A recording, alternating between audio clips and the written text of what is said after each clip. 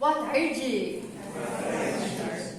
Nossa, fiquei muito feliz de ver o tanto de gente que se inscreveu, achei muito bom mesmo.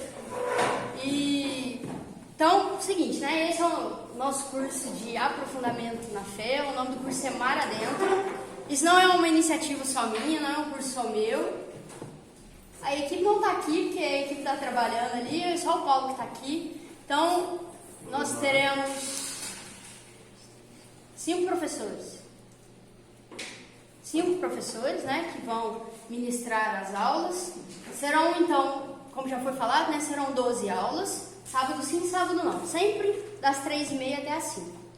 E antes da gente começar com o tema de hoje propriamente, eu queria explicar um pouquinho o porquê que a gente teve a ideia de fazer esse curso, né, o porquê disso.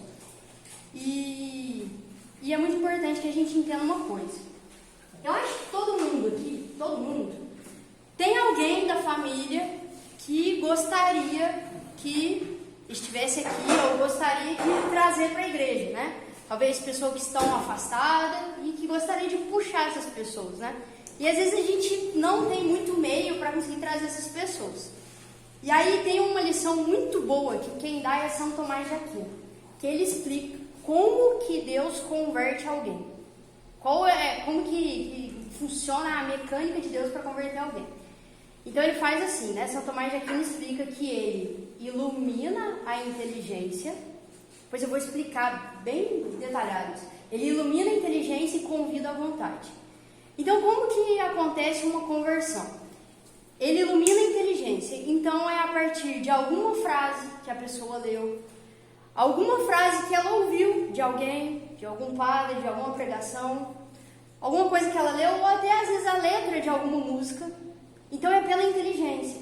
Ela viu alguma coisa e ela falou, nossa, isso tem muito sentido. Isso realmente tem muito sentido. E aí, a partir desse momento que dá um estalo na inteligência, ela fala, nossa, verdade. Só que qual é o problema? Não pode parar aí. E aí vem o segundo passo, né? Que Deus, ele dá a graça, né? Ele ilumina a inteligência e depois ele convida à vontade. Então, qual que é o segundo passo? Dá um estalo. Nossa, isso faz muito sentido, realmente faz muito sentido, né? Vou fazer algo. Vou, sei lá, me confessar, vou buscar os sacramentos, vou voltar para a missa. Então tem que ter essas duas coisas. Iluminar a inteligência e convidar à vontade. Só que Deus, ele convida à vontade, ele não obriga à vontade, ele convida. Então ele ilumina a inteligência da pessoa e depois ele convida à vontade. A pessoa, ela pode se decidir ou não.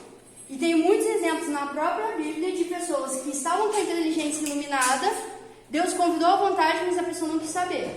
Os próprios doutores da lei. Tem a passagem lá da Mateus, quando ele fala da chegada, né, da visita dos reis magos. Então os reis magos, eles estavam indo, eles viram a estrela, estavam a caminho para ver Jesus. E aí eles passam na cidade lá e perguntam para Herodes, nós vimos na estrela que vai nascer um rei. Onde é mesmo que vai ser? Herodes fica desesperado e aí ele chama quem? Na Bíblia fala, ele chama os doutores da lei. Ô, doutores da lei, vem cá, por favor.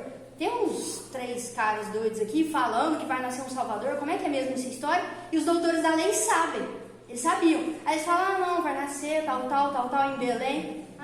Tá, vai nascer em Belém. Ou seja, os doutores da lei, eles estavam com a inteligência iluminada. Eles sabiam, eles tinham estudado, eles sabiam. Só que eles não fizeram aquele passo que os reis fizeram. Qual foi o segundo passo? Ir até Jesus. Então, assim, quando a gente quer tentar convencer alguém de alguma verdade da fé, a gente precisa primeiramente explicar isso para ela racionalmente, né? A gente tem, por exemplo, um testemunho muito famoso, que é o testemunho do Valmir Alencar. Ele é um cantor, né? Muita gente já deve ter ouvido as músicas do Valmir Alencar. Um cantor famoso, né? E aí ele fala, né? Ele era uma pessoa drogada, ele era uma pessoa totalmente, né, sem nenhuma religião. E um dia ele entra na igreja, tá tendo um grupo de oração lá, ele escuta uma frase, uma pregação. O que foi aquilo? E aí ele se converte. O que é aquilo? O que aconteceu com ele? Exatamente esse processo que Santo Tomás fala. O que é? Iluminou a inteligência, deu um estalo. E ele estava drogado, ele estava doidão, mas ele escutou aquilo e ele falou, nó, isso aqui faz sentido. E aí, Deus convidou à vontade e ele aceitou esse convite. E aí ele foi e se converteu. Então, a gente precisa, é por isso que é muito importante a gente estudar. Eu não estou falando, obviamente, eu não estou tirando a importância da oração. Óbvio que não. Então, a gente tem, sei lá, um filho, um esposo, a mãe, o pai, que a gente quer converter e tal. Óbvio, a gente tem que rezar? Óbvio que tem. Mas é muito importante, gente, é essencial que a gente estude. Sabe por quê? Porque, assim, não para ficar dando palestra dentro de casa, não é essa a intenção. Que a gente saia daqui, chega em casa e vai dar palestra. Não é isso. Mas é porque, vez ou outra, essas pessoas, elas vão nos perguntar algo. Às vezes, só que assim, às vezes é uma única oportunidade. Se a gente perder, talvez já era, entendeu? A gente precisa estar com o negócio afiado. Porque às vezes a pessoa pergunta alguma coisa. Ah, mas isso aqui, mas por quê? Ah, mas por que a senhora faz isso? Ah, mas por que você faz isso? Se a gente não souber o porquê que a gente faz isso, gaguejou, a pessoa já fala, é só devoção de velha. E pronto. Então a gente precisa saber o porquê que a gente faz as coisas. Porque quando a gente tiver uma oportunidade, a gente precisa explicar o negócio, né? E a gente sabe que as pessoas, elas querem uma explicação boa para o negócio, né? Então a gente precisa realmente ter a razão do negócio. Tá, mas então é o seguinte, né? Aí o primeiro tema que a gente vai trabalhar então, né? Aí tá aí na pastinha, a gente fez uma pastinha toda bonitinha aí pra vocês. Aí dentro da pastinha já tá o resuminho da aula e já tem até um chocolatinho pra adoçar a vida de vocês aí. Vocês podem pegar, tem a folhinha aí com o resuminho, tá? Toda a aula vai ter um resuminho da aula, viu? Toda a aula vai ter um resuminho bonitinho pra vocês, pra no final das 12 aulas vocês terem a apostilinha completinha, certo? E aí, então, a gente vai começar essa primeira aula, essa aula número 1. E o tema é um tema que pra gente, que talvez está na igreja há muito tempo, parece que é um tema meio sem sentido, que parece que pra gente nem faz muito sentido se perguntar, mas tem muita gente que quer saber isso. E o tema é, por que vinha a esse mundo? Às vezes a gente se pergunta isso, né? Por que vinha a esse mundo? Não sei, só tô aqui, né? Só Deus quis, tô aqui. E é importante então que a gente saiba, né? E eu peguei então para começar a aula, todas as 12 aulas, todos os nossos professores vão sempre citar alguma coisa desse livro bonito aqui, ó. Para quem não conhece isso aqui, é o Catecismo da Igreja Católica, né? Aqui então tá o resumo de toda a nossa doutrina, né? Então, quando a gente tem alguma dúvida, você pode ter certeza que aqui está explicado, né? Pelo menos o fundamento daquela nossa pergunta. E aí eu vou começar então com o capítulo número 1, parágrafo número 1. Que ele fala o seguinte, parágrafo número 1 do catecismo aí, tá aí na folhinha de vocês. Deus infinitamente perfeito e bem-aventurado em si mesmo, em um desígnio de pura bondade, criou livremente o homem, para fazê-lo participar de sua vida bem-aventurada. Nossa, parece que é tão difícil, né? Vocabulário difícil, mas vamos tentar. Pera aí, de novo. Deus, tá falando de Deus. Infinitamente perfeito, já sei que ele é infinitamente perfeito. E bem-aventurado em si mesmo. Em um desígnio de pura bondade, por pura bondade, criou livremente o homem. Mas para que criou o homem? Para que me criou? Para fazê-lo participar de sua vida bem-aventurada. A gente vai ficar a aula inteira só em uma única frase. Então, primeiro, né? Vamos fazer a análise sintática do negócio aqui, né? Quem? Quem que é o sujeito? Tá falando de quem? Então tá falando de Deus. Quem? Deus. O que Deus fez? Deus criou o homem. Como? E aí ele fala, Deus criou livremente. E pra quê? E, gente, é muito importante que a gente saiba pra que a gente tá aqui. Porque a partir daí tudo na nossa vida vai passar a fazer sentido. E pra que a gente tá aqui? Para te fazer participar da sua vida bem-aventurada. Então agora a gente vai destrinchar coisa por coisa aí. Primeiro, o quem? Quem é que nos criou? Alguém inteligente. Thaís, como é que você sabe que é alguém inteligente? Como é que a gente pode ter certeza? A gente aqui, provavelmente, a maioria das pessoas que está aqui deve ter fé. Mas a gente tem que saber que lá em casa tem um irmão, tem um filho, tem um cunhado, tem alguém ateu que não acredita que foi Deus que nos criou. E a gente precisa conseguir provar isso aqui para eles. Como é que a gente prova para um ateu que foi Deus que nos criou? Será que a gente consegue provar isso matematicamente? Eu sou professora de matemática. A gente vai tentar fazer isso agora. É o seguinte, eu tenho aqui 4 papeizinhos com 4 cores, ó. Tem um papelzinho amarelo, tem um papelzinho verde, tem um papelzinho vermelho e tem um papelzinho azul. Tá aqui, solto. E dentro aqui está colado esses mesmos papéis em uma única ordem. Tá colado aqui bonitinho, esses papéis aqui na ordem certinho, certo? Eu vou chamar algumas pessoas aqui, só para passar vergonha em vocês, para tentar adivinhar qual é a ordem que esses 4 papeizinhos estão colados aqui, certo? Vamos ver quem vai passar vergonha primeiro. A Giovana. Giovana, fala pra mim qual que é a ordem que esses 4 papéis estão colados aqui dentro. Tipo assim, não vou dar nenhuma dica, você simplesmente tem que adivinhar esse vídeo. Qual é a ordem que esses 4 papéis estão colados? Fala a cor pra mim. Amarelo. Amarelo. Verde. Verde. Azul, vermelho. Azul e vermelho? Tá. Tá, vai o Pablo. Pablo, qual que é a ordem que essas 4 cores estão coladas ali? Azul, Azul. vermelho, Vermelho. amarelo, Amarelo. verde. E verde. Última pessoa que vai passar vergonha, alguém lá do fundão. O Paulo vai passar vergonha. Paulo, qual que é a ordem que esses 4 papéis estão colados ali? Verde, amarelo, azul e vermelho. Azul e vermelho. Tá, vamos ver se alguém acertou? Nem eu não sei porque eu não lembro a ordem que tá colada isso. Ó. Então tá aqui, o negócio tá colado. E a ordem é azul, amarelo, vermelho e verde. Alguém acertou? Não, ninguém acertou. Tá. Então vamos lá. Vamos ver se tem algum bom de matemática aqui. Quantas combinações? Eu quero saber quantas combinações existem possíveis de fazer com essas 4 cores. Tipo, aqui a gente tem 3, né? Uma que a Giovana fez, uma que o Pablo fez, uma que o Paulo fez e a verdadeira ali. Quantas possibilidades haveria se eu fosse embaralhando? Quantas?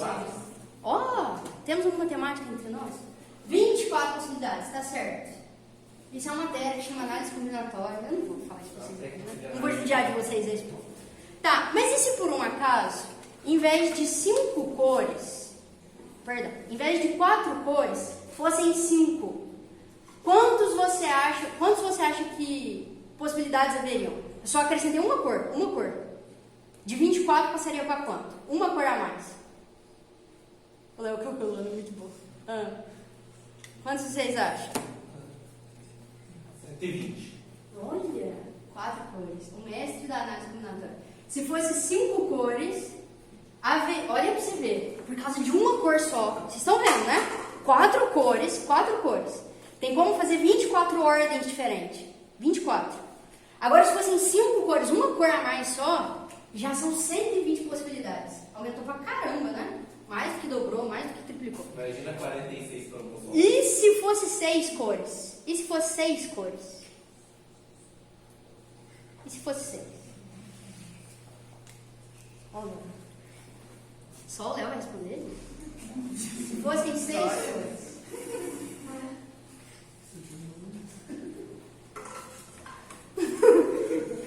Isso é de humano?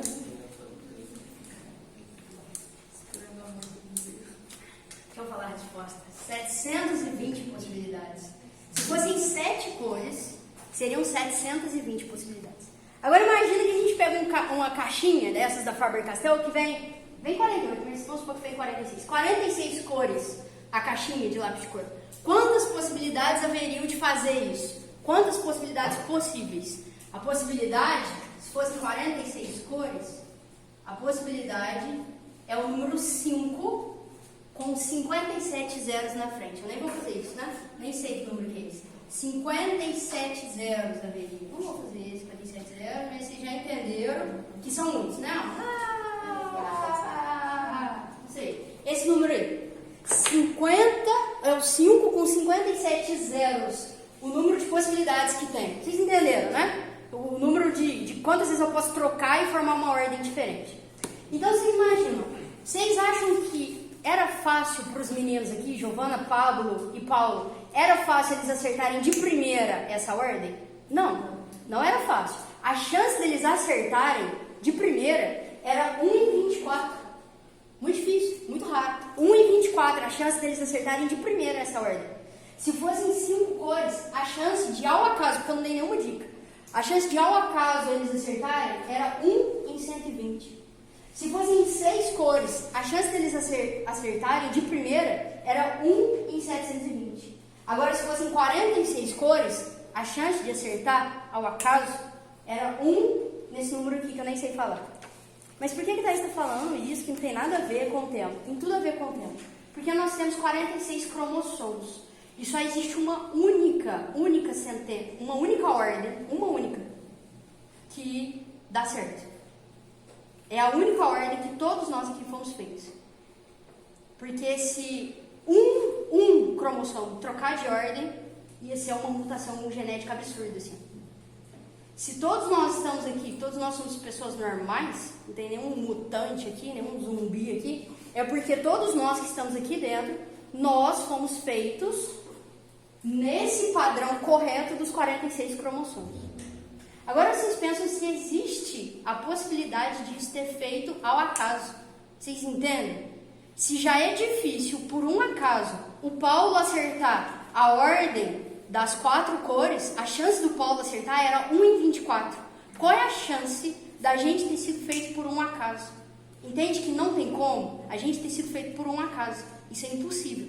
Isso alguém tinha o gabarito das 46 cromossomos, alguém tinha esse gabarito certinho, da ordem dos 46, e foi lá e fez. Então foi lá, pegou fazer a Camila, pegou os 46 cromossomos, colocou ordem por ordem, pôs um, pôs o outro, 46, e aí nasceu a Camila ali, ó, certinho, direitinho. E isso com todos nós.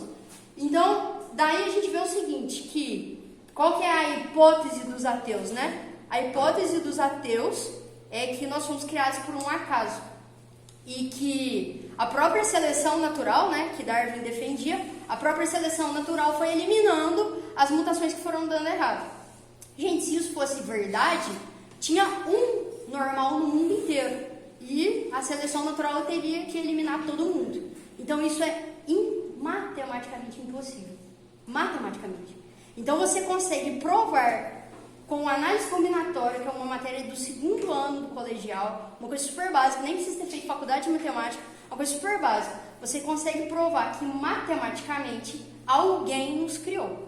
Alguém inteligente, alguém que sabia a ordem desses 46 cromossomos, que foi lá e... Então, se a gente foi feito aos poucos ou de uma vez, na verdade, tanto faz. Isso não tira não diminui o fato de que alguém nos criou. Se foi de uma vez ou se foi aos poucos.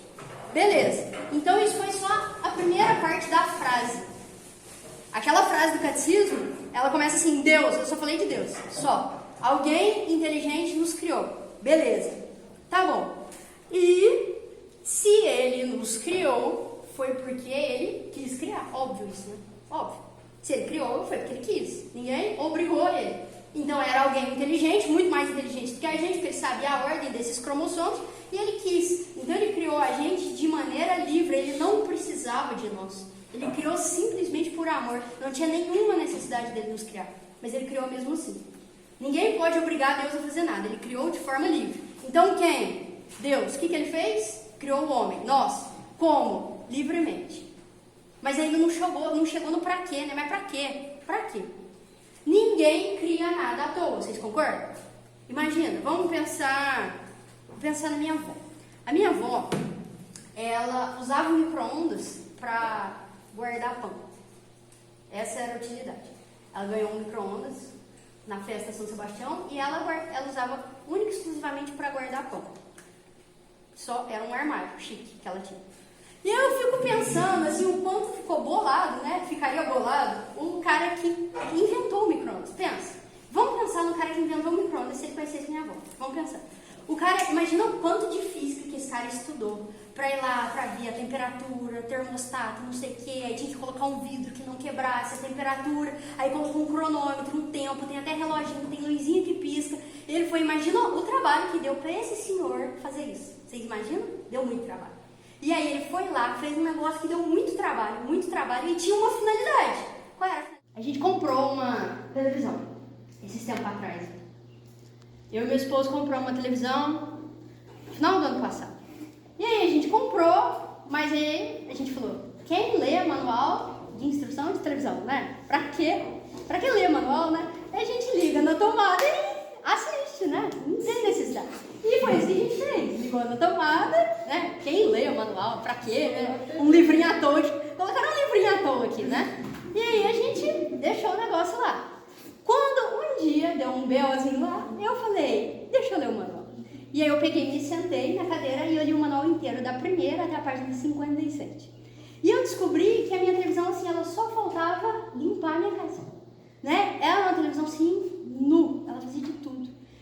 Só que eu levei muito tempo para descobrir que ficou meses essa televisão lá desperdiçada, porque ela fazia um monte de coisa e a gente não sabia. Por quê? Porque a gente não leu o manual. A gente não sabia direito a finalidade. Pensa, o criador da televisão pensou no não sei o que, botou Smart TV, botou YouTube, botou Raikkonen Parta lá, não sei o que. E a gente vai lá e não usava.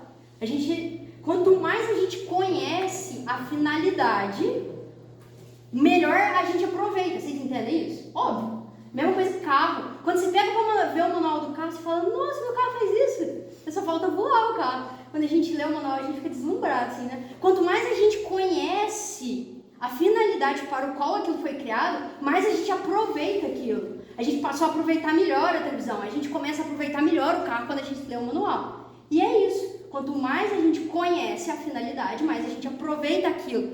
Exatamente isso. Quanto mais a gente conhecer a finalidade para o qual Deus criou a gente, melhor uso a gente vai fazer da nossa vida. Então isso é uma coisa que serve não só, sei lá, não é uma coisa de velha piedosa que só fica rezando. Não, isso aqui é a finalidade da minha vida. Isso aqui faz eu viver de forma melhor. Se eu descobrir a finalidade para o qual Deus me criou, eu vou viver muito melhor.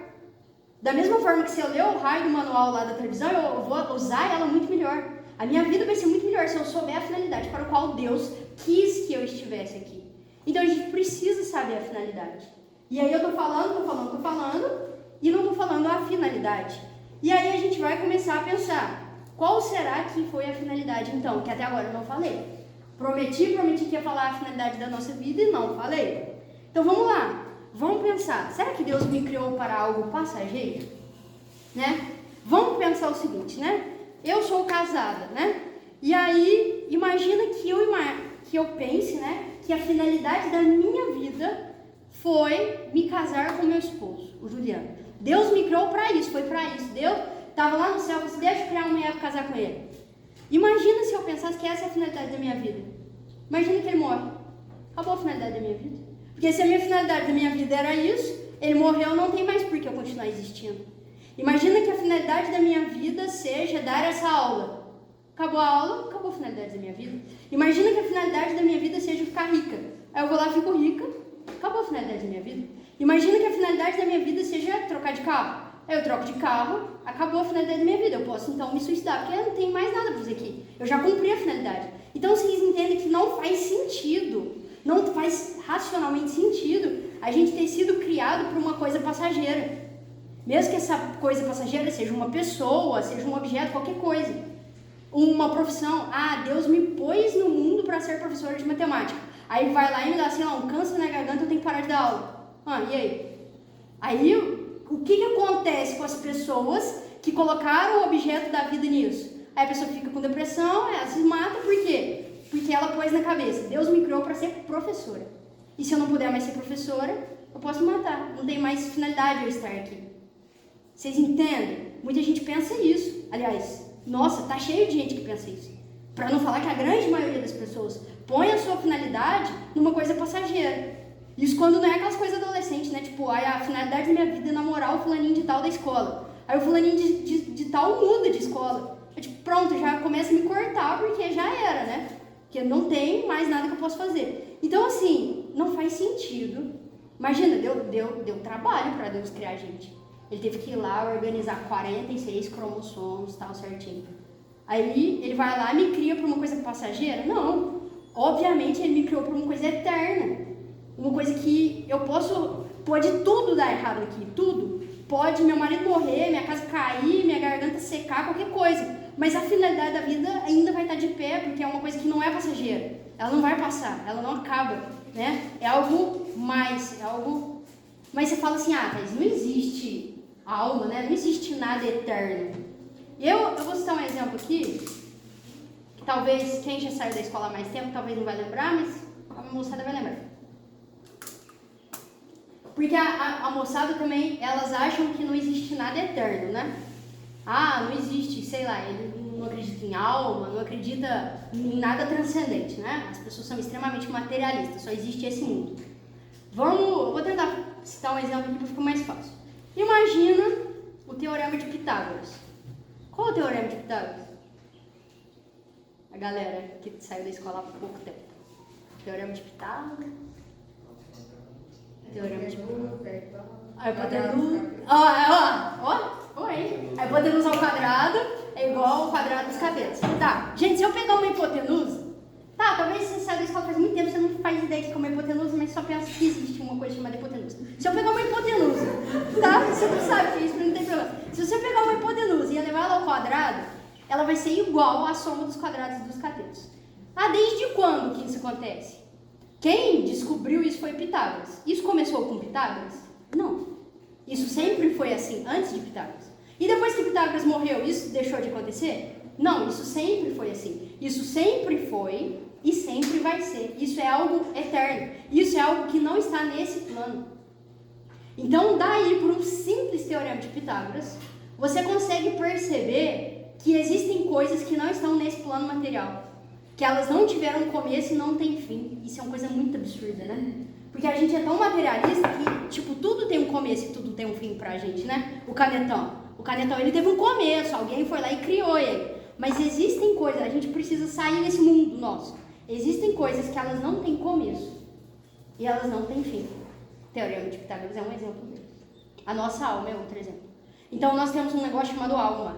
A alma, ela não teve um começo e ela não vai ter um fim.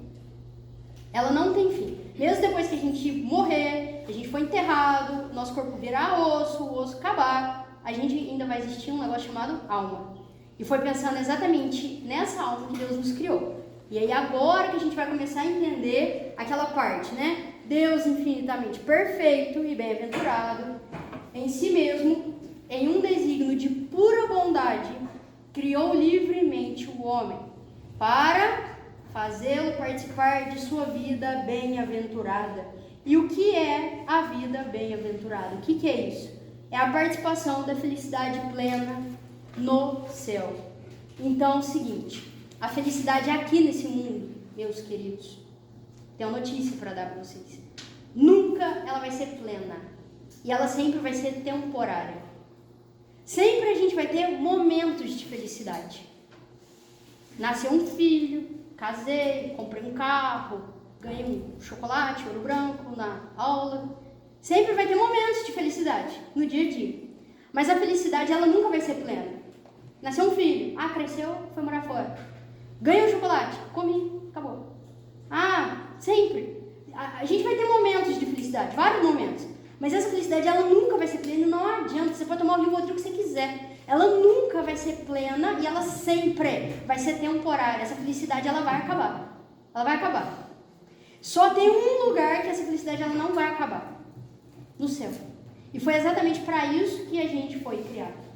E se a gente não chegar no céu, se nós que estamos aqui agora, a gente não chegar no céu, a gente vai ser uma Dona Maria Zenaide que pegou o pão e guardou dentro do micro-ondas. A gente vai pegar a nossa vida e vai desperdiçar.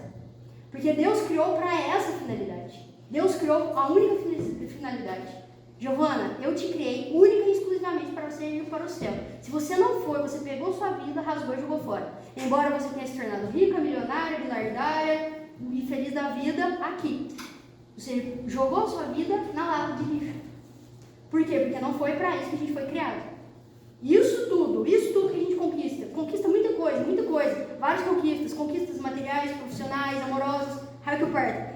Todas as conquistas, elas são simplesmente pegar o pão e guardar dentro do micro-ondas. Não é essa a finalidade principal. Não que seja errado. É errado guardar o pão dentro do micro-ondas?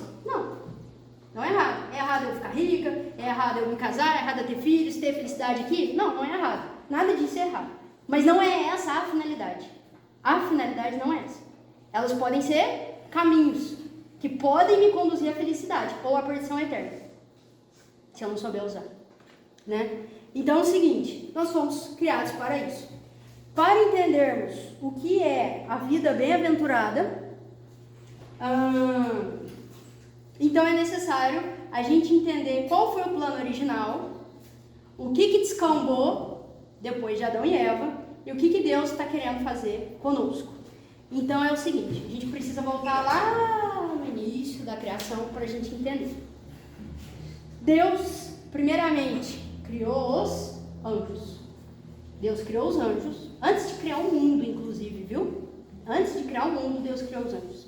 Deus criou os anjos e falou assim para eles: seguinte, eu vou criar o mundo, a natureza, os passarinhos, o homem, e eu quero que nessa criação vocês me ajudem, vocês colaborem com a minha criação. E aí alguns anjos falaram: beleza, a gente aceita. Só que teve um anjo, um dos mais poderosos, que ele respondeu: não servirei. Está lá em Lamentações, não servirei. Não vou servir, não quero saber de te ajudar. E aí com isso, ele convenceu mais um tanto de anjo a se revoltar também. Galera, vamos combinar aqui da gente não servir? Vamos. E aí essa galera toda, anjos criados para qual finalidade? Servir a Deus na criação. Eles não cumpriram a finalidade para o qual foram criados, que é o mesmo risco que eu e você corremos. Então eles, não cumprindo a finalidade para o qual foram criados, falaram: não serviremos. E aí foram expulsos. E aí começa o inferno. Não foi Deus que criou o inferno. Não foi Deus que criou o demônio. E esse anjo, esqueci de falar, esse primeiro que se revoltou e falou: não servirei, o nome dele é Lúcifer. E aí, ou Satanás, e aí foi aí que ele foi expulso. Ele era um anjo, foi criado um anjo bom. Deus jamais criaria demônio. Deus jamais criaria o inferno. Deus é bom, em sua infinita bondade. E aí ele pegou essa turma toda. No Apocalipse tem uma parte que fala que o dragão, com alusão a Satanás, varreu 1/3 das estrelas. Os padres da patrística entendem que esse 1/3 das estrelas é 1/3 dos anjos. Que 1/3 dos anjos foi junto para o inferno com Satanás. Então tem muito demônio, muito, né? Esses anjos maus foram chamados demônios. Então Lúcifer é o chefe, ou Satanás, e tem os demônios, que são esses anjos menores que servem a Lúcifer. Tá, beleza. E aí eles criaram. E aí Deus falou: beleza, né? Não quiseram fazer o quê? Liberdade deles. E aí Deus continuou o seu plano mesmo assim. Qual era o plano? Criar a humanidade, criou a terra. E vem todo aquele relato de Gênesis, né? Ele criou o sol, criou a terra, criou as águas, separou as águas do firmamento, criou o homem, criou a mulher. Só que ele criou o homem para quê mesmo? Para participar de sua vida bem-aventurada. Qual que é a vida bem-aventurada mesmo? Ir ter com ele no céu. Quem não gostou nem um pouco dessa ideia? O Lúcifer. Por quê? Porque ele ficou com inveja. Porque ele tinha tido a oportunidade e jogou na lata do lixo. E ele, com inveja do homem de poder ter essa felicidade, o que então Lúcifer faz? Resolve, por inveja, fala Gênesis, perder o homem. E aí ele vai então e começa a tentar o homem. E aí vem toda a história da tentação. Thais, mas foi uma maçã, que fruta que foi? Gente, não faz nenhuma diferença. Não tem diferença.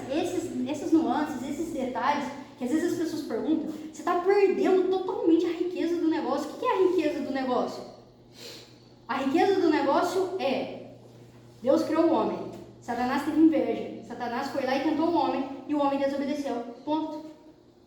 Se foi fruta que foi, que árvore que foi, cadê essa árvore? Especulação que não leva a nada. Então, beleza. E aí Lúcifer tentou o homem. E aí quando ele tentou o homem, esqueci de falar, esse homem, quando ele foi criado com 5 bônus. Compre o homem e leve 5 bônus. E aí o bônus que tinha o homem quando foi criado eram 5 coisas. Era, primeiro, a harmonia com Deus. O homem, quando ele foi criado, Adão, ele tinha harmonia com Deus. Deus passeava no jardim do Éden, fala Gênesis. Ele tinha harmonia com Deus. Segunda harmonia que ele tinha com o outro, com Eva, ele tinha harmonia com a Eva. Terceira harmonia. Ele tinha harmonia com a criação. Com o passarinho, com o leão, com o cabritinho, girafa, elefante, sei lá, que bicho que tinha. Ele tinha harmonia com todos esses aí. Depois, o que mais que ele tinha? Ele tinha imortalidade. O homem foi criado imortal. Não morreria. E a quinta, isso é de fé, tá? Isso é de fé, tá no catecismo.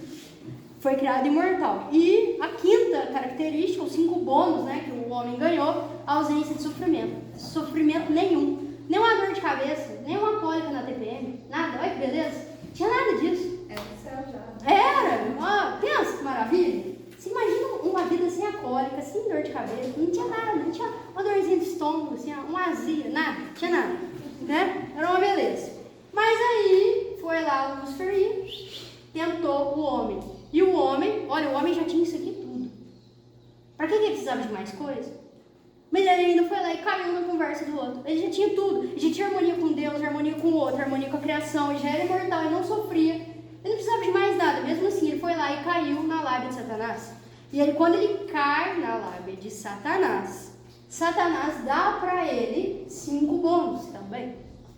E aí qual que é o primeiro bônus? Soberba da vida. O que é a soberba da vida? Ela é o contrário da harmonia com Deus. O que nós temos a tendência hoje? Todos esses 5 bônus a gente herdou, viu? Fez o favor. Ele ganhou aquilo e foi passando de geração em geração e nós somos os grandes herdeiros desses 5 bônus aí. Primeiro bônus que nós herdamos, né? Por causa dos nossos primeiros pais. Soberba da vida. O que é a soberba da vida? É essa nossa tendência de, é o contrário da harmonia com Deus, de achar que eu não preciso de Deus, eu me basto, né? Eu não preciso de nada disso, eu não preciso de Deus, eu me basto, eu sou ateu, graças a Deus, né? Aquele povo que é ateu, mas... Nossa, é um negócio assim. É, aquele povo ateu. Até um avião começar. Até o avião começar a trepidar, exatamente. Tá, então é a soberba da vida. É essa tendência que a gente tem de achar que a gente não precisa de Deus.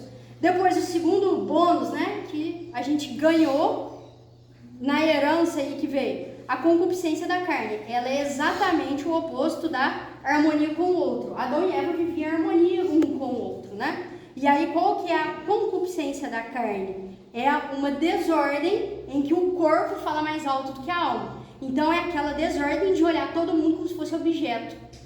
Né? Eu olho a pessoa como um objeto. Tanto um objeto sexual mesmo, quanto um objeto. Eu achar que todo mundo tem que me servir. É um objeto, é uma visão totalmente utilitarista, né?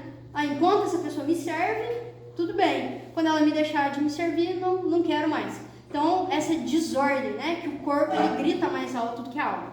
É a desarmonia com o outro. Depois, a concupiscência dos olhos. O que é a concupiscência dos olhos? O homem, antes, ele vivia em harmonia com a criação, com a natureza. Hoje, nós herdamos o quê? A concupiscência dos olhos. A gente olha alguma coisa e a gente deseja aquilo. Então, eu quero ter mais, eu quero ter mais posses, mais posses, mais posses. Eu quero ter. Eu olho a criação de Deus, eu quero ter. Então, eu vejo um negócio, eu quero pra mim. Quando a gente vê em relato, né, desses artistas mega famosos que comprou uma ilha. O que vai fazer com a ilha? Né? Então, ele comprou uma ilha, ele quer. Ele olha pra criação e fala, quero. Então, é a concupiscência dos olhos, ele quer. É uma desarmonia com a criação. Depois, a quarta coisa, a morte, né? Morremos. E o sofrimento. Então, a cólica da TPM, culpa do Adão. Vai lá depois se entender com ele. Então, sofrimento. Então, todas essas 3 desarmonias, a morte e o sofrimento. Tudo isso a gente herdou com esse pecado original. Mas, muito bem, Deus poderia muito bem ter falado, problema deles. Foi escolha deles. Porque muitas vezes é isso que a gente fala. Quantas vezes eu já fiz isso? Chamei uma pessoa, eu sabia que a pessoa estava no erro. Quantas vezes eu já fiz isso? Pessoa, você está no erro. Ah, não, tá. Aí a pessoa não se emenda. Qual que é a nossa tendência? Foda-se, né? O problema dela, a escolha dela. Quiser ir pro inferno, o problema dela. Eu já alertei. Quantas vezes a gente desiste das pessoas? Já alertei, não quer mudar de vida? O problema dela. Não quer se converter? O problema dela. A gente desiste das pessoas. Deus poderia muito bem ter falado, a escolha deles. Foi livre escolha. Escolheram isso. Problema deles. É assim que a gente faz. Mas Deus não é soberbo igual a gente. Deus não é mesquinho igual a gente. Ele quis se humilhar e vir atrás da gente. Vocês já pararam para meditar sobre isso? A humilhação que é um Deus vir em corpo atrás de nós? Vocês já pararam para refletir sobre isso? Engraçado que eu peguei um livro para ler essa semana, acaba um livro e começa outro. Peguei um para ler, nunca pensei que era sobre esse assunto, peguei para ler aleatório na estante, e quando eu peguei para ler, era a reflexão exatamente sobre esse tema. Sobre o quanto foi humilhante para Deus se rebaixar e vir nos salvar. E é um livro de Santo Afonso. Santo Afonso fala assim, imagina nós vemos um verme. Aí a gente se compadece do verme e fala assim, ai meu Deus, que dó desse verme. Eu vou me transformar num verme para salvar ele. Quem faria isso se a gente tivesse esse poder? Quem se transformaria num verme asqueroso para converter, para salvar aquele verme? Ninguém faria isso. Deus fez isso. Não, e outra, Santo Afonso fala, a distância entre nós e um verme é muito menor do que a distância entre Deus e a gente. Tipo, ele se rebaixou. O Filipenses fala, né? São Paulo fala na carta aos Filipenses. Ele se rebaixou de uma tal maneira, ele se humilhou por completo. Um Deus onipotente. Vocês já pensaram? Um Deus onipotente. O que é onipotente? Ele tem poder para tudo. Ele tem poder de todas as coisas. De repente, ele se vê bebê numa manjedoura, chorando de frio, precisando da mãe para dar mamar, precisando da mãe para trocar a fralda. Um Deus onipotente, que tem todo o poder do mundo. De repente, ele se vê precisando de uma mãe para carregar no colo, precisando de auxílio para andar. Ele precisava ser carregado no colo. Deus, quando ele veio, não sabia andar, não sabia falar, não sabia trocar a própria fralda. A mãe dele fez isso por ele. E ele fez isso. Ele quis se rebaixar por quê? Porque ele falou, deixa eu tentar mais uma vez. Eu já criei eles com harmonia comigo, com harmonia com o outro, harmonia com a criação. Eu já criei eles imortal, já criei eles sem sofrimento. Mas parece que isso não foi suficiente. Parece que esse povo é tão duro que isso não foi suficiente. Então deixa eu mesmo ir e me encarnar. E aí a gente ganhou muito mais do que a gente tinha perdido. A gente ganhou o próprio Deus aqui, na nossa carne. A gente não ganharia isso. É por isso que no canto da Páscoa, né, tem o Exultate que fala, é de São Tomás de Aquino, feliz culpa de Adão que mereceu tal e tão grande Redentor. Quando próximo sábado de Aleluia nosso, a gente presta atenção nesse canto do Exultate. Feliz culpa de Adão. Como assim feliz culpa de Adão? Como assim feliz? Adão foi um infeliz do caramba que foi lá e ferrou com a nossa vida. Por que a gente fala feliz culpa de Adão? Sendo que eu ganhei sofrimento, TPM, dor de cabeça, morte, concupiscência, eu ganhei isso tudo. Como que eu vou falar feliz culpa de Adão? Porque foi por causa dessa culpa de Adão que eu ganhei o próprio Deus vindo aqui entre nós. Carne da minha carne. E aí ele veio até nós. E ele veio até nós só para nos resgatar. Só para isso. Só para nos remir do pecado que havíamos cometido lá no início.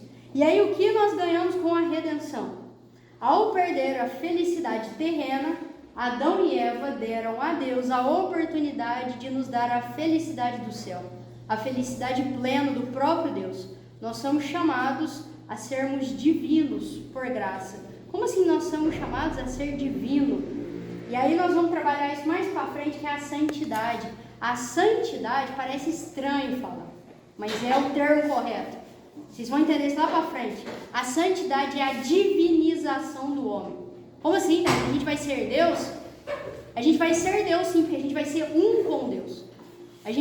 O objetivo da nossa vida é chegar a tal ponto que já não sou eu que vivo, é Cristo que vive em mim. Então por isso que eu e Deus somos um. Isso é a divinização do homem, isso é a santidade. E foi para isso que Deus nos criou. Então quando a gente chega na igreja que a gente vê Santo Agostinho, São Jerônimo, Santa Efigênia, São José, quando a gente chega numa igreja que a gente vê os santos, a gente tem que olhar e falar assim, eu fui criada para que um dia tenha uma imagem aqui de Santa Thaís. A gente foi criada para isso mesmo. Isso não é uma expressão, não. É verdade. A gente foi criado para ser santo, mas não é. Nós fomos criados para ser... Santidade que eu falo é santo, canonizado mesmo. Canonizado, beatificado e canonizado. Nós fomos criados para isso. E se aqui a gente não for beatificado e canonizado, a gente está colocando o pão e guardando dentro do micro-ondas. Parece um negócio absurdo, não parece? Falar? Como assim? Mas é. Foi para isso que a gente foi criado. A gente foi criado para isso. Foi um negócio muito grande, não foi coisa pequena. Não foi criado só para, eu já criei 5 filhos, já tô... acabei minha vida. Não. Foi criado para isso. E o objetivo desse curso é exatamente... A gente não tem a pretensão, óbvio, né, de querer falar que o curso é para chegar até o fim e vocês morrerem e serem canonizados. Mas o objetivo é nós juntos trilharmos esse caminho aqui e um ajudar o outro. A gente precisa entender que nessa vida a gente precisa ajudar um ao outro para cumprir essa finalidade, porque a finalidade de todo mundo aqui é a mesma. Todo mundo. Cada um tem a sua vocação. Uns têm vocação para casar, outros têm vocação para ser padre, outros têm vocação para ser freira, tem as vocações profissionais, vocação para ser médico, para ser dentista, para ser professor, para ser advogado, para ser dono de casa. Tem as vocações.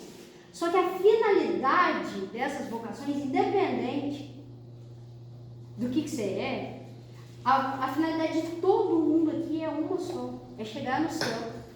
E o bom é que não tem concorrência, nem igual ao concurso público, e a gente fica doido para eliminar um, né? Ai, tomara que dá dor de barriga na Giovana, para eu tomar a vaga dela. Não, a gente não precisa rezar para dar dor de barriga na Giovana, não precisa, porque tem vaga, cabe ela e eu, cabe todo mundo aqui, e cabe os que estão lá fora também.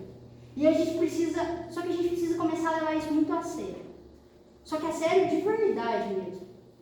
Né? Às vezes a gente, é um costume nosso, né? Às vezes a gente vê alguma coisa errada, ou por parte de alguém, ou por parte do pai, e a gente vai desabafar com o comadre, né? Comadre, então, nossa, tá difícil. Tá difícil, né? Tem que rezar, tem que rezar. Só que assim, tem que rezar mesmo. De verdade. Eu vejo um irmão meu em pecado, eu preciso rezar, mas rezar de verdade. Eu preciso fazer uma penitência, uma mortificação por ele.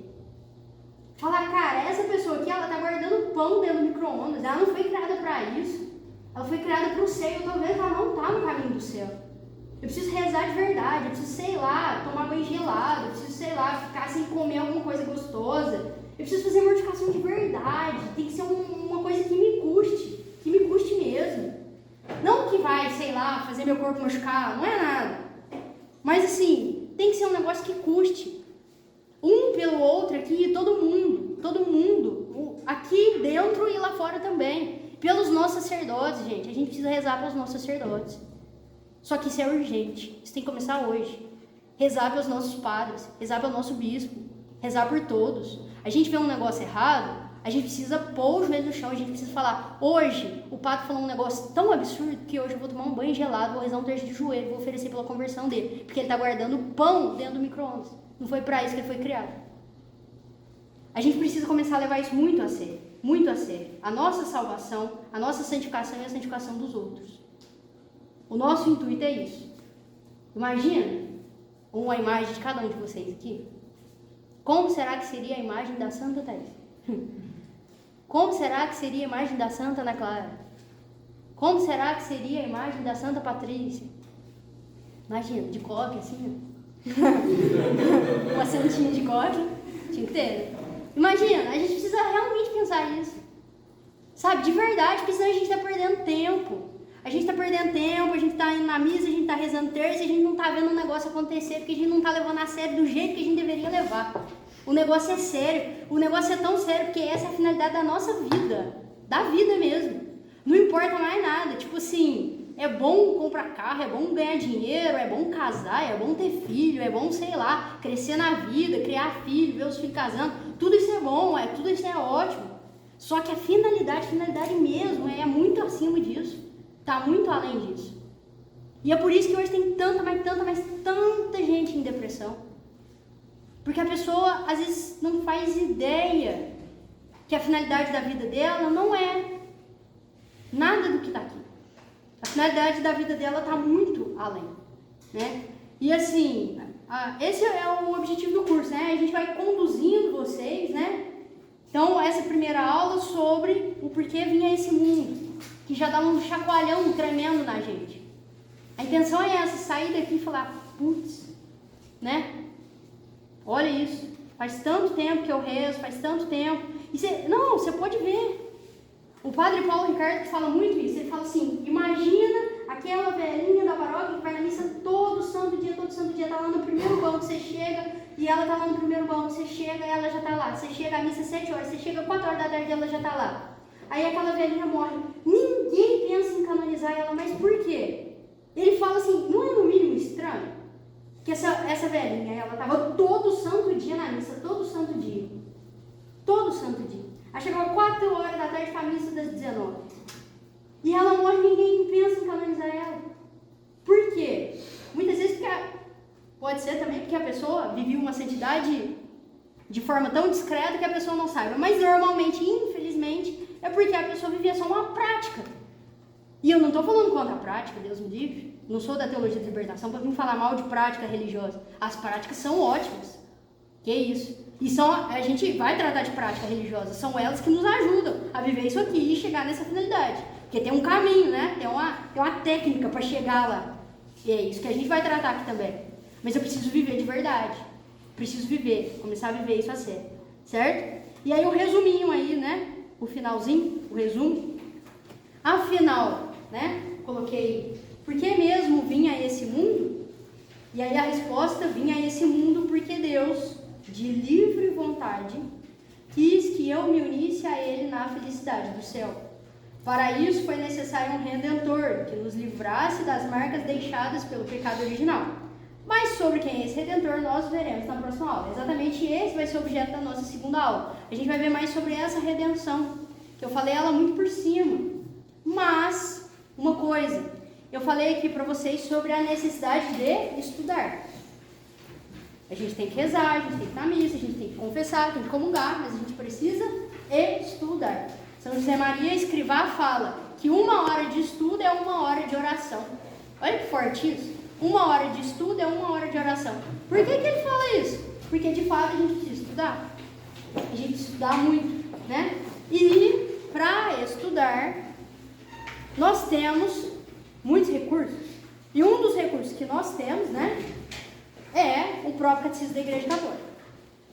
Aqui, é lógico que, né, para quem está no início, assim, eu vou fazer 2 recomendações. Vou fazer primeiro uma recomendação para os iniciantes, porque com certeza tem gente aqui iniciante.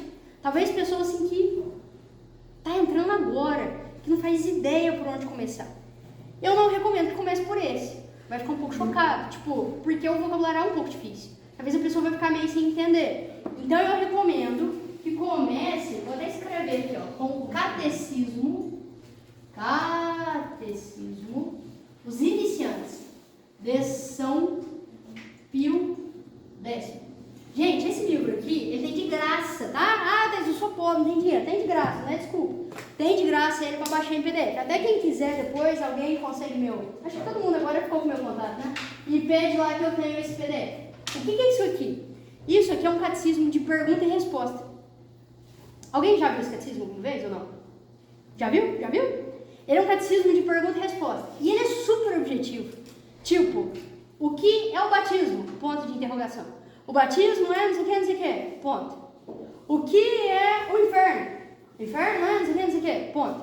São 930 perguntas, se não me engano, e depois mais 230. É um monte de perguntinhas, só que é pergunta pequeniníssima, uma pergunta pequena, com a resposta de umas 3, 4 linhas. Gente, isso aqui é para iniciar. Aliás, eu tô falando para iniciante, mas isso aqui é para todo mundo, na verdade, né? Isso aqui é muito, muito bom mesmo, realmente muito bom. Serve para todo mundo, até para quem não é iniciante.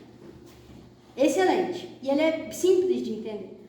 Mas, para quem já tem uma certa bagagem, pode também, olha, isso aqui é para todo mundo. Tanto para iniciante, quanto para quem já está aí há mais tempo. Agora, esse aqui mais para quem já tem uma certa familiaridade com as palavras.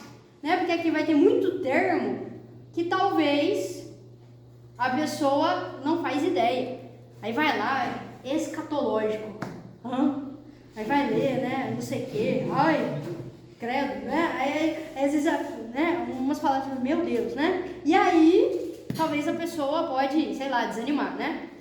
Mas também pode ler condicionado do lado também que tá tudo certo. Mas assim, é bom começar com o Catecismo de São Pio X, depois aí já vai para esse aqui que é mais hardcore, assim, né? Mas esse é excelente também, sensacional esse catecismo aqui, certo? Todas as aulas, como eu falei, nós vamos basear em algum artigo do catecismo. Todas as aulas. Como essa eu comecei aí com o primeiro, eu já comecei logo com o primeiro parágrafo, né? Cada um vai começar com um artigo do catecismo. E aí, para isso, nós resolvemos, cadê a lista da presença? Fica com a listinha, fica aí. Conta pra mim quantos nomes, quantos feixezinhos, quantos xizinhos tem? Ao todo. Que nós vamos fazer um sorteio. Aqui vocês vão ser premiados. 33 pessoas. 33? Então é o seguinte, eu vou fazer um sorteio aqui, do número 1 ao 33. Porque eu baixei um aplicativo que faz sorteio, achei isso incrível. E aí, nossa, eu já tava pensando em fazer papelzinho, eu falei, gente, que coisa antiga fazer papelzinho, né? Eu descobri que tem um aplicativo. Então eu vou baixar, ó, eu vou sortear do 1 ao 33.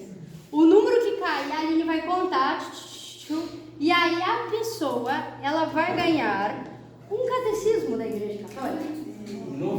Novinho, até com o negócio do plastiquinho que eu não tenho. Nossa. Inclusive os sorteados, se quiserem dar o plastiquinho, aceito a doação.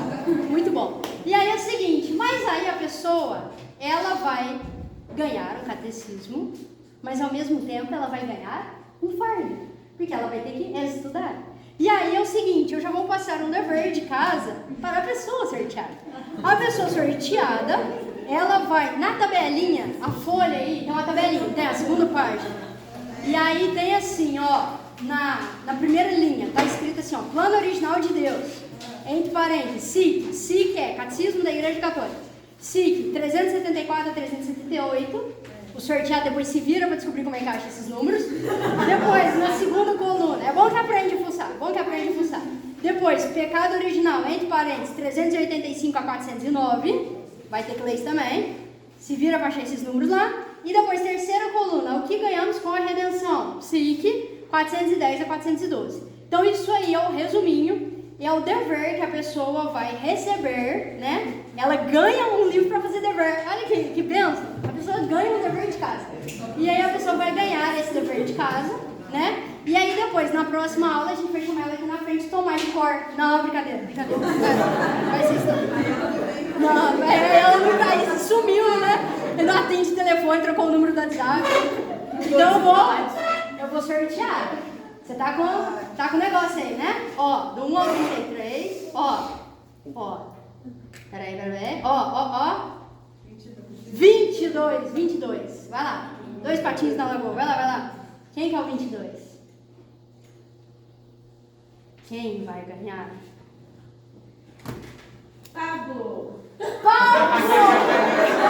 aqui, meu querido. Seguinte, ó, já que foi o Pablo sorteado, semana que vem você vai dar uma exposição pra galera, certo? Já que você é catequista aí, ó. Cara, é catequista aí, ó. Vai vir aqui na frente fazer uma exposição. Não precisa não, ó. Mas tá aqui. E aí, ó, esse aqui, ó. Missão pra você, cara. Você é catequista. Obrigação de estudar isso aqui, viu? Parabéns. Que Deus abençoe seus estudos. Tira a fotinha de catecismo assim, ó. Pra provar pra gente que você vai estudar isso agora. Isso, muito bem. Galera, seguinte, vocês querem fazer alguma pergunta? Eu não garanto você responder, né? Mas eu garanto o direito de vocês perguntarem. Aí, se por acaso eu não saber responder, eu vou fazer cara de paisagem, semana que vem eu respondo, certo? Beleza. Alguém quer perguntar alguma coisa? Tomara que não, né? Pergunte. Vocês não sempre perguntam. A gente tá falando a respeito daquilo que é eterno, né? Sim. E aí, você falou do teorema de Pitágoras, você falou da alma. A alma foi uma criação de Deus ou a alma é eterna? Porque se ela foi uma criação, ela tem início.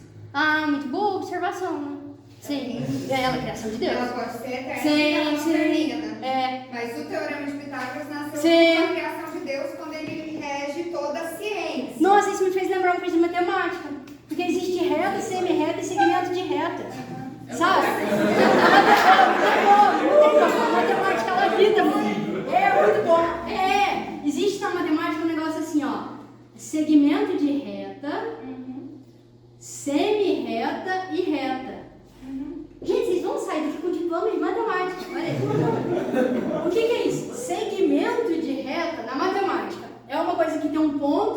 começo e um ponto de final. Isso é segmento de reta. Semi-reta, ela tem um começo, mas ela não tem fim. Isso é tudo conceito matemático, tá? E tem a reta. A reta, ela não tem um começo e ela não tem um fim. É exatamente isso que você falou, muito bem falado. Exatamente. A alma, ela é uma semi-reta, porque ela tem um começo. O começo é Deus, né? Deus criou a alma. Mas se bem que Deus é eterno, né? Deus é eterno. Então Deus é a reta, né? Mas tem um ponto, tem um ponto de início a partir do momento que ele cria. Isso é tão filosófico, é tão por conta de... A gente faz a relação, por exemplo, quando a gente pensa na doutrina espírita, em que as almas, eu conheço pouco, mas enfim, a gente pensa assim, que as almas estavam lá e elas são enviadas e voltam, e sabe aquela coisa assim? Mas a doutrina espírita, até que eu não posso falar tanto, meu conhecimento é limitado a respeito da doutrina deles. Mas quando a gente entende que a alma é eterna e ela foi criada, mas a eternidade dela, a gente tem uma vida na nossa doutrina, a gente tem a nossa vida com começo, meio e fim, mas na verdade é uma corda que fim da vida corporal. Sim, fim da vida corporal, mas a nossa alma, né, ela cumpre a nossa finalidade, que é ser eterna no céu. Sim. Né? Mas você entende? Não, entendi. Quando você relaciona, nossa, então as almas são eternas e elas vão e voltam? Não, na nossa doutrina as almas não retornam. Não, elas não ficam zanzando. Sim, elas não ficam zanzando e elas não retornam, reencarnam. Não. Né? Elas são umas. Mas isso é uma coisa tão séria, porque se você for pensar pela doutrina espírita é muito fácil. Porque eu posso aprontar, porque eu sempre vou ter mais uma chance.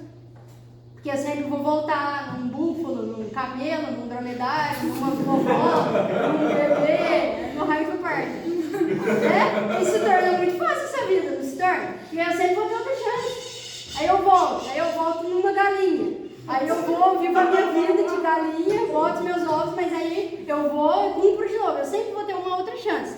E aí, mas isso fala na Bíblia, eu não sei onde, mas fala que a vida é uma só, a chance é uma só. E aí o negócio é muito sério, porque acabou, meus queridos, acabou, já era, game over, né? Então assim, e tem um negócio muito sério. Eu acho que a gente pode falar isso mais pra frente, questões mais à frente, mas é bom a gente falar, que é o seguinte, a alma, né, a gente quando morre, no estado que a gente está, a gente tem dois caminhos. Morri hoje, Taizinho morreu. Ela tem dois caminhos. Ela pode ser salva ou ela pode ser condenada. E esses caminhos, eles são eternos. Dentro da salvação, aí eu posso ir ou para o purgatório ou para o céu, mas isso a gente vai falar mais para frente. Mas, inclusive aula do Paulo, isso, né? Paulo, estou tomando aqui seu lugar. Mas assim, ou a gente vai ser salvo ou a gente vai ser condenado. Gente, se a pessoa foi condenada, você pode fazer o que você quiser por ela. Ela não vai deixar de ser condenada. Ela vai ser condenada eternamente. Mas então por que a gente marca missa pelas pessoas? A gente marca missa pela alma das pessoas, porque pode ser que elas estejam no purgatório, porque a gente não sabe onde elas estão. E não tem como a gente saber mesmo. Não tem como. A gente só tem certeza daquelas almas que estão no céu porque foram canonizadas. Então essas a gente tem certeza absoluta que está no céu. Mas a vovó, o titio, o primo, o sobrinho, o filho. Mas eles eram pessoas tão boas. Eu não sei onde eles estão. Eu preciso rezar. Se eles estiverem no céu, essa oração não vai mudar nada para eles. Aí essa oração Deus vai direcionar para outras pessoas que estão precisando, outras almas que estão precisando. E se elas estiverem sido condenadas, também não adianta rezar, porque nada vai mudar. Mas eu rezo, porque eu nunca posso ter certeza absoluta que a pessoa foi condenada. Nunca. Deus, mas ela teve uma vida toda torta. Eu não posso ter certeza que se ela foi condenada. Isso é um julgamento temerário. Não posso fazer esse julgamento. Deus que faz. Então eu rezo para, caso essa pessoa tenha sido salva, que é essa possibilidade, salvação e condenação. Se ela foi salva, dentro da salvação tem uma bifurcação aqui. Ou ela vai para o purgatório, ou ela vai para o céu. E aí eu rezo para essas pessoas aqui, ó. Elas já estão salvas. Não tem como. Daqui não tem como ir pro inferno. O que é ser? A condenação. Essas pessoas que estão aqui no purgatório não tem mais como descer aqui, ó. Já era, não tem como. Passou já. Né? É tipo tirar 6 na prova, né? A pessoa tipo, já não tem como mais pegar a recuperação. Aí já passou. Mas ela tá aqui no purgatório, tirou 6. E no céu, não aceita quem tá com 6. É só o 10. Porque lá no céu a gente vai ver Deus face a face. Como é que um cara que tirou 6 vai ver Deus? Entende que eu tô, a comparação besta, né? Que eu tô fazendo com nota. Mas assim, se eu não tiver pura o suficiente, né?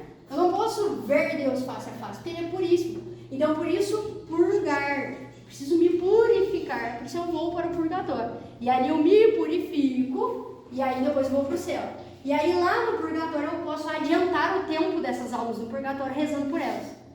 Então eu posso rezar o terço por essas pessoas, eu posso marcar missa. Quando a gente vai na missa, não sei se vocês já repararam, antes da missa fala o nome de um monte de morto lá, né? Tereza Romulo Antoninho, Vânia Braguini Machado, que é tanto morto.